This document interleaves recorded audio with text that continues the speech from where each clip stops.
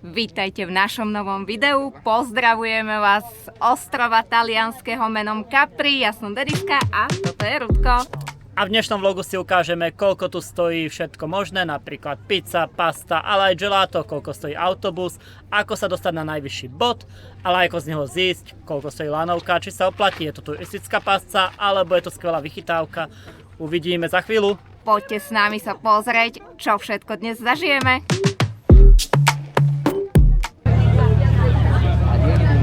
A toto je autobusová zastávka na Capri. Stadiaľ ide bus na Capri a stadiaľ na Anacapri, teda vyššie. Takto všetci čakajú, my sa s Denkou pôjdeme prejsť a potom sa postavíme tam. Čo ty na to? Áno, postavíme sa do rady a ideme si toto najskôr trošku poobjavovať. Hneď od prístavu pár metrov sa nachádza lanovka na Capri. Nikola, no ale stojí tu ľudí hodne.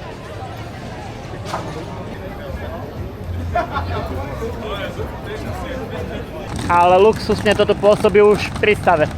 Tak. Aj v Kopujach sme videli, že takých naozaj luxusných v okolí. Tak som zvedavá, čo to bude ten výhľad z hora. Ale celkom sa mi páči, je tu plno, je tu veľmi veľa ľudí, ale podľa mňa sa to tak trošku potom všetko roztrúsi na tom ostrove. Tak, toto je vlastne hlavná vstupná brána. A keď sme si čítali, tak denne sem príde okolo 20 až 25 tisíc ľudí. Počas sezóny až 50 tisíc. Na to, že samotné Capri má 15 tisíc obyvateľov, tak to je neskutočná masa. Čo spraví Jennifer Lopez? A typická vec, čo je na Capri, sú takéto cabrio taxiky. Fiaty, ale predĺžené. A to je beach? To je pláž. To je nejaký beach club, tu je podnik a tu sa dá ísť dole na beach. Áno. Ale tá voda vypadá fantázia.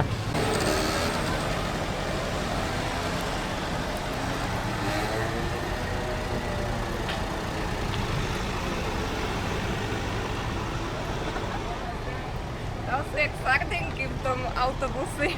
A my tak budeme. Asi áno. Hello, ticket to Anacapri. No a listok stojí 2,40, pôjdeme týmto autobusom a dá sa platiť aj kartou. Nastupujeme na autobus do Anacapri. To bude zážitok.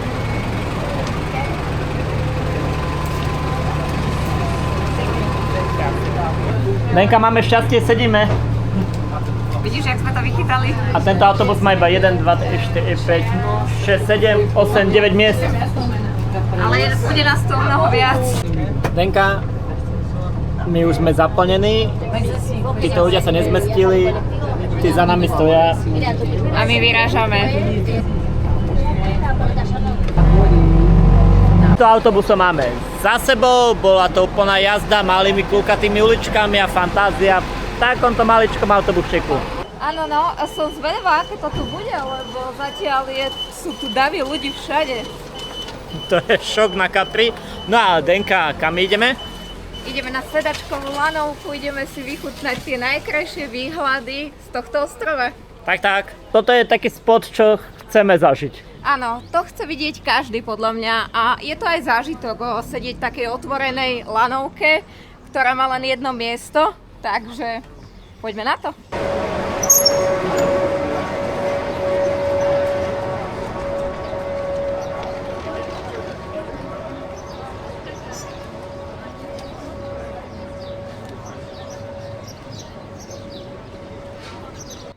Tu vzadu je za mnou Rudko. Rudko, ahoj! Ahoj!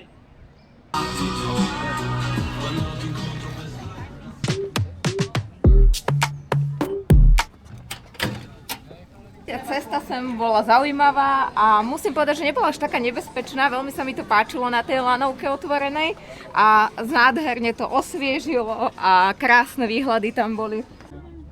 A Denka našla asi úplne najlepší spot. Tu vidíme tie ikonické skaly, luxusné jachty. Pod nami je Capri, blankitné more, belá sa obloha. Ja mám pocit, že tá belá sa splýva. Že Denka? Úplne to nádherne ladí všetko takto spolu, vedľa tuto sú kaktuse. Nádherný, toto je asi ten najlepší výhľad. Tuto trošku, keď zídete hneď pre stupeň nižšie schodíky, by sme zišli a nádhera, toto sa vám celé otvorilo.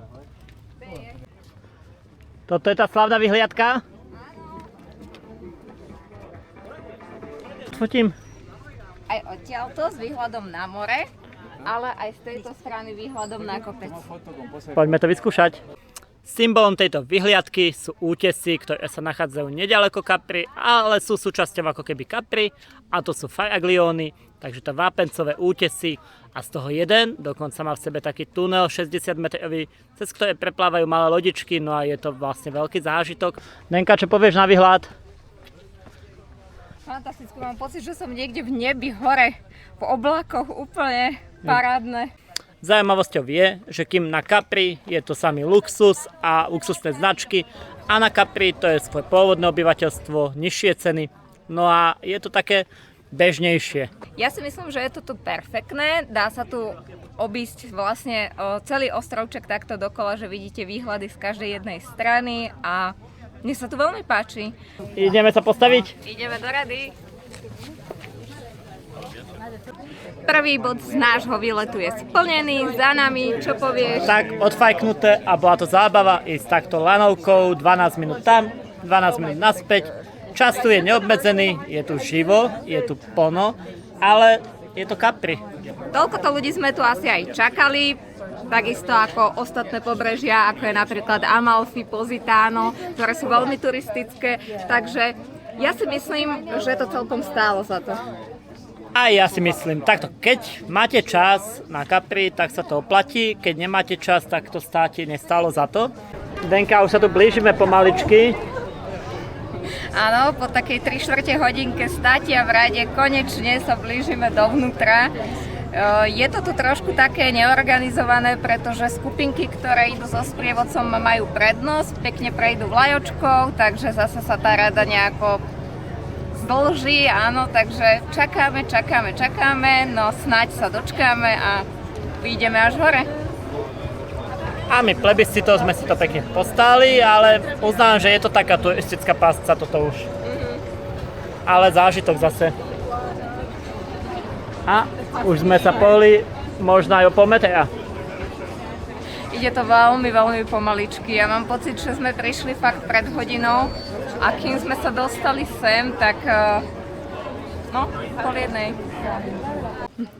Alebo treba prísť skôr ráno a možno, že to tu je trošku voľnejšie. Tak, lebo potom postupne prichádzajú lode, vozia ľudí. No ale tie vyhliadky, to je 360 stupňov, je to tu bezplatné, je tu aj gelato. Čo iné si dať takto na vrchu a v takomto teple ako gelato talianské, pistáciové a tiramisu. To musí v Taliansku byť. Poďme ochutnať, lebo už sáha topí. Ja už som si tak zvykla na toto talianské gelato, že ja už ani doma nebudem chcieť iné. Ale počítajte, že ceny sú to niečo vyššie. Zmerská stála 6 ečiek, ale v podstate dole v prístave sme videli tiež za 6-7, takže je to bežná cena. Pizza je tu za 20, špagety tiež okolo 20. Je to plus minus ako asi Viedeň cez Vianoce. Áno, ale zase dá sa to a za ten zážitok to podľa mňa stojí. Tak a oproti Viedni cez Vianoce je tu teplo a nádherné počasie. Slniečko. A potom sa znova postavíte a čakáte na lanovku dole. Ideme dole. Ideme dole.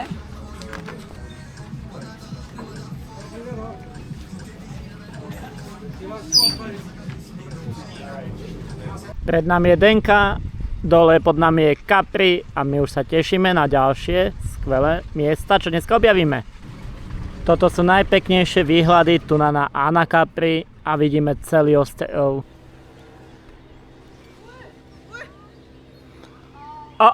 Ostali sme stať. Traffic. Pip, pip. No a tu bývajú ľudia. Takto dole. No a toto všetko čaká na lanovku, my sme tiež takto čakali. Takže to je taká pol hodinka.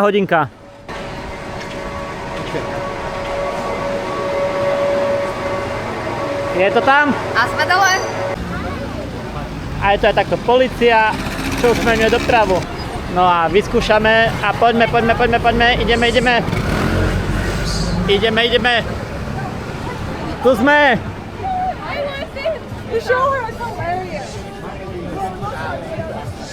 Poďme objaviť tieto plné uličky. No a tu je všetko blue. Ešte predávač bol modelom. Aj zákaznička. Je tu veľa butikov, obchodíkov, plážové oblečenia a zaujímavé, že všetko sú to takého bieleho belase, veľmi distingované, elegantné. Nenájdete tu až takto tých predávačov z iného kontinentu so všetkými Hugo Bossmi a podobnými. To tu vôbec nenájdete. Sú tu veľmi pekné také prímorské košele, outfity, žedenka aj šaty. Áno, všetko by som povedala také lanové, ľahké oblečenie, veľmi sa mi páči. Tak. No a samozrejme nemôže na Capri chýbať všetko, čo sa týka citrónov, všetky možné suveníry, mydielka, rôzne typy oblečenia a všade sú pekne citróniky. Ja som sa aj takto kvôli tomu zladila. Denka, ty si sa zladila do outfitu citrónového Ostejova. Tak. Toto sme si cvičili 2 dní. Mal som to povedať, je to tam. Zvládol to. Tu je nejaký kostolček a malé námestie. Veľmi pekné. Pozrieme sa, aké sú tu ceny. Ale v pohode. Pizza je tu za 10. Diavola, Napoli. Denka, nedáme si tu niekde pizzu?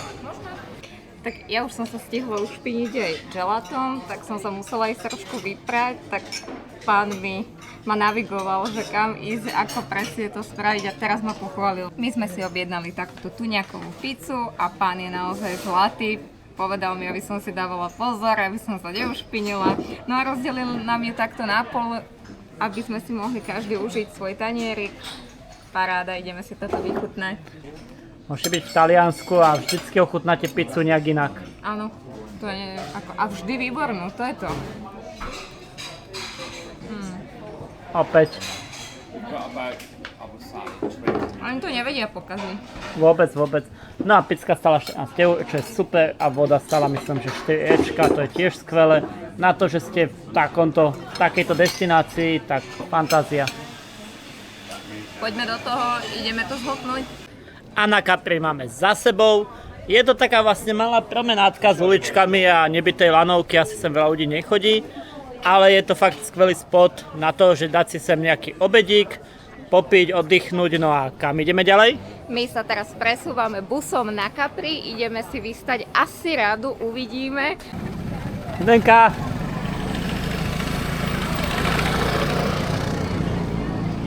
My si ideme kúpiť lístky. Tu sa čaká na taxíky a tu sa čaká na autobusy. A ide to takto, chcem až. Asi až tam. Ide sa ťa postaviť, dobre? A my ideme sa postaviť do Fiorentíny na autobus. A to je vlastne až pri schodoch, pomaly až na lanovke. No a najlepšie spraviť je tak, že opýtate sa policajtov, čo tu smerňujú dopravu, kde sa dá kúpiť, oni vám ukážu tam v sneku. Prídete tam, páni vám dá lístky za cash, Dolce Vita, ale v inej dobe. Ak by som mala byť úprimná, čo aj budem, tak viac sme tu strávili času čakaním niekde v rade, či už na bus, či už na lanovku, teraz naspäť znovu na bus a je to také, trošku vám to zníži ten zážitok z toho ostrova. Tak, veľa sa tu čaká, lebo je tu proste veľa ľudí a ten systém nie je tomu úplne prispôsobený. My keď sme boli v Prošide. Pozdravujeme vás z krásneho malebného ostrova menom Prošida, neďaleko Neapola. Ja som Deniska, toto je Rudko. A my si tu užívame La Dolce Vita, lebo toto je jeden z najkrajších ostrovov neďaleko Neapola. Áno, mne sa páčili tie farebné domčeky, bolo to tam o mnoho romantickejšie. Našli ste si tam svoje zákutia, kde ste sa prechádzali pomaly sami. Ale ono nie nadarmo sa hovorí, že Capri je vlastne jeden z tých takých tých bodov zlatého trojuholníku turizmu masového, ale aj svetového, kampánie, teda Positano, Sorrento a Capri. To chce človek vidieť aspoň jedenkrát za život a my sme to chceli vidieť tiež. A podarilo sa a sme tu a verím, že si to ešte vychutnáme do Tak, konca. že napriek tomu ja som vďačný, že tu môžeme byť, vidieť výhľad na tie skaly, ochutnať si tu na picku, pokecať, prejsť sa uličkami. Dorazili sme živí a zdraví, natlačení ako také sardinky. Bolo nás tam strašne veľa. Hovorí sa, že 10 ľudí a sa tam zmestí, ale my sme tam boli snáď 50. Ešte stále vychádzajú, takže je to dosť. No a Capri, ale musím povedať, že Capri je nádherné oproti Anna Capri, to sa nedá porovnať. Denka, poďme spoznať Capri. Poďme. Ale čo im tu fakt nefunguje, tá doprava, neviete kedy ide, niekedy ide autobus, už je plný, nezastaví. No ale je to tak. Sme v centre Capri. Jedno z najluxusnejších miest na svete. Ale je to taký iný luxus, tu vám to nedýcha tak ako v Dubaji, tu je to taký ten tichý luxus. Taký voňavý luxus. Cítiť tu citróny, cítiť tu olivy. Je to také maličké, sploštené, tu veľa ľudí, ale tá atmosféra sa asi nedá preniesť do videa. No je to podobné ako s neapolskou pizzou, zažiť to, vidieť to, navnímať, fantázia. Thank you. Grazie. Teraz hladíme. Denka, čo to máš?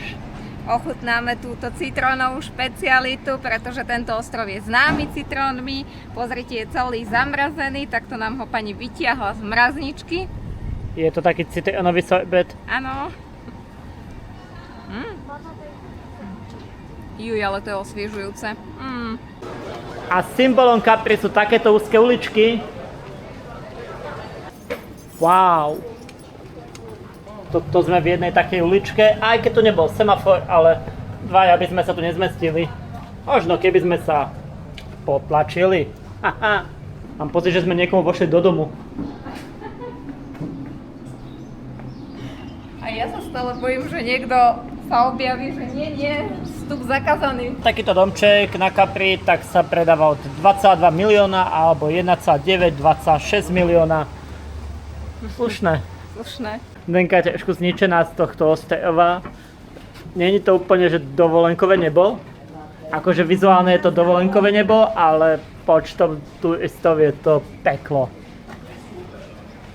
To je všetko tak maličké, že máte pocit, že ste v meste, ktoré je nejak stlačené do niečoho menšieho. A my vlastne ideme a nevieme kam, ale zase výhoda tohto je, že tu kdekoľvek idete, je to úžasné. Kdekoľvek sa prechádzate, tak dýchate tu tie dejiny, dýchate tú úžasnú atmosféru, tú prímorské Capri. Hodnotíš Capri? Fotím, točím všetko, čo sa dá. Je to veľmi vizuálne pekné. Som povedala, že krajšie ako Anna Capri. A musím povedať, že naozaj sa mi to páči. Tie kvetinky, aké sú tu rozmiestnené, k tomu tie úzke uličky. To je pekné? S tým nápisom a vlastne toto prostredie zelené kvetinkové. To je ako stvorené na fotku. A my sme tu prebehli v podstate celé centrum za nejakých 5-7 minút. Moc toho tu není. A ideme na vyhliadky. Ideme lanovkou a za 2,40 takéto lístky sme si kúpili na osobu a ideme to vyskúšať. Je to taká lanovka, nie ako sme išli hore na vrchol, ale taká hromadná. Mi è piaciuto sto fatto? Oggi ti morischia. Resto. Tam będą nasze stady.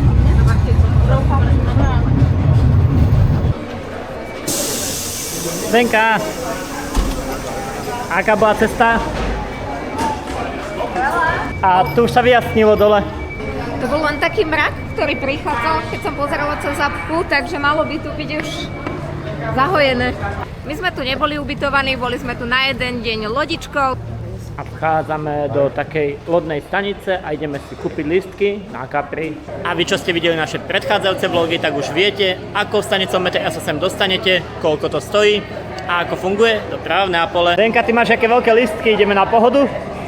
Neviem, ale ideme na Capri. A je to takéto veľké, takto mám palec. To som ešte nevidel.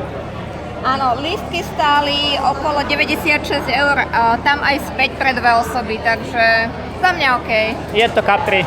A je to rýchlo loď, takže sme tam necelú hodinku, možno 45 minút. Poďme to objaviť. Poďme to objaviť. Je toto malý chaos, ale to je tým, že tá stanica celkom malá, ale sú tu aj tabule a na nich vidíte skadiaľ z akého východu vám odchádza loď, alebo teda odpláva. A je to takto pekne napísané ako odchody autobusov. Spoločnosť a my hneď vieme.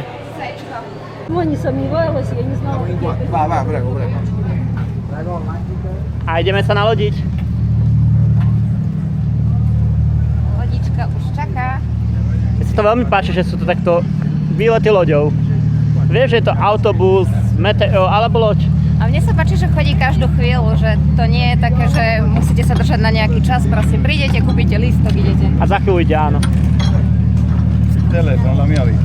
Prego.